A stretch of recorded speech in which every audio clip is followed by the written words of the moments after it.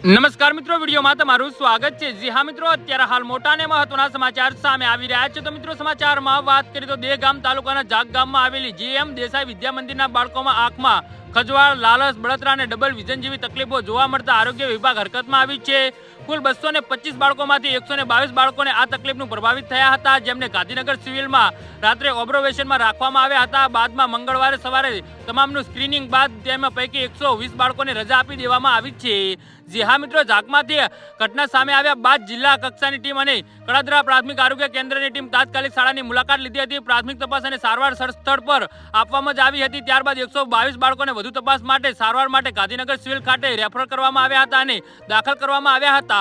જી હા મિત્રો, આરોગ્ય વિભાગના જણાવ્યા અનુસાર તમામ બાળકોની તબિયત હાલ સુધારા પર છે। તેમાંથી 120 બાળકોને રજા આપી દેવામાં આવી છે, જ્યારે 2 બાળકોને વધુ સારવાર માટે ઓબ્ઝર્વેશન હેઠળ રાખવામાં આવ્યા છે। સોમવારે રાત્રે તબક્કાવાર ગાંધીનગર સિવિલમાં તમામ બાળકોને દાખલ કરવામાં આવ્યા હતા। અહીં તબીબી સેવા ઉપરાંત સિવિલ તંત્ર દ્વારા બાળકોને ભોજન અને સવારે બપોરે ચા નાસ્તાની પણ વ્યવસ્થા કરવામાં આવી હતી। જી હા મિત્રો, તો આના વિશે તમારું શું કહેવું છે તો નીચે અમારી કમેન્ટ બોક્સમાં જરૂરથી જણાવજો અને અમારી યુટ્યુબ ચેનલને સબસ્ક્રાઇબ કરવાની ભૂલતા નહીં। ધન્યવાદ।